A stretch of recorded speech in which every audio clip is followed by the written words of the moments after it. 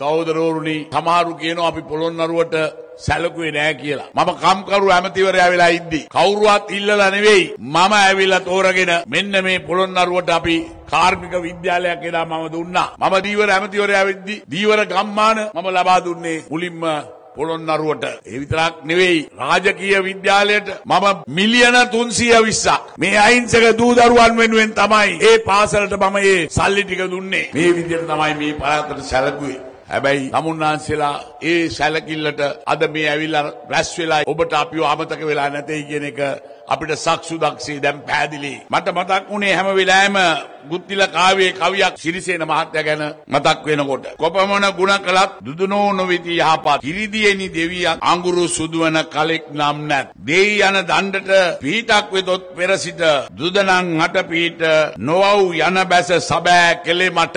මේ පළාත මහා ඓතිහාසික පළාත. පොළොන්නරුව රාජධානියේ ඉඳලා ඒවයින් බිහිවෙච්ච පිරිස් මේ භූමියේ ඒ තියෙනා වූ ගුණය මේ දරුවන්ට ඇවිල්ලා තියෙනවා. ඉතින් ඒකත් එක්ක තමයි කටයුතු කළ යුත්තේ කියලා මම දැඩිසේ විශ්වාස කරනවා. අර කිව්වා වගේ අපි තමුන්නාන්සේලා අමතක කරන්නේ නැහැ. සිරිසේනලට අමතක වුණාට මේ මහින්ද රාජපක්ෂට පොළොන්නරුවේ ජනතාව අමතක කරන්නේ නැහැ කියන එක අපි පැහැදිලිව තමුන්නාන්සේලාට කියනවා.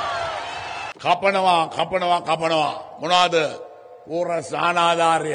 අර පෝර සානාධාරය කපන්න තමයි දැන් ලෑස්ති වෙන්නේ. අමාරු කියනවා මේ පැත්තෙන් එයාපෝට් වාහනවලු කටුනායක වාහනවලු රෑ 12 මාරට අනේ හාමුදුරනේ හිතන්න ඇති අපි පැනලා දුවයි කියලා. ප්‍රභාකරන්ට පැනලා දිව්වේ නැති මේ මහින්ද රාජපක්ෂ මම මේ රට දාලා යයිද? නෑ. මම යන්නේ නෑ.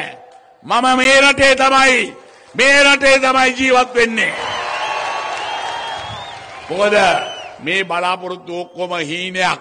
මම කියනවා මේ පොතේ කොච්චර මොනවා කියලා තිබුණා ප්‍රශ්නයක් නැහැ. මොකද 8 වෙනිදා තමුන්නාන්සේලාගේ ඡන්දෙන් මම පත් වෙනකොට 9 වෙනිදා මේ පොත කුණු කූඩේට දානවා. ඒකයි මට කියන්න තියෙන්නේ. ඒකින්ද සහෝදරුනි රෑබෝ වෙලා තියෙන වෙලාවේ දැනුවත් වෙලා ඉන්න ඔබට අත්දැකීම් තියෙන ඔබ මේ පවුල ගැන අත්දැකීම් තියෙන ඔබට තවත් අලුතෙන් මම කියන්න දෙයක් නැහැ. මේ යහපාලනය ගැන කතා කරන උදවියට පොළොන්නරුවේ තියෙන යහපාලනය ලංකාවට දුන්නොත් සීගිරි ගලටත් අත තියන්න ඉඩ තියෙනවා. දිමුලා ගලටත් අත තියාවි. ඒකින්ද ඒ සෙල්ලම් 9 වෙනිදායින් පස්සේ බැරිය කියන එක බොහොම පැහැදිලිව ඔබට ප්‍රකාශ කරමු.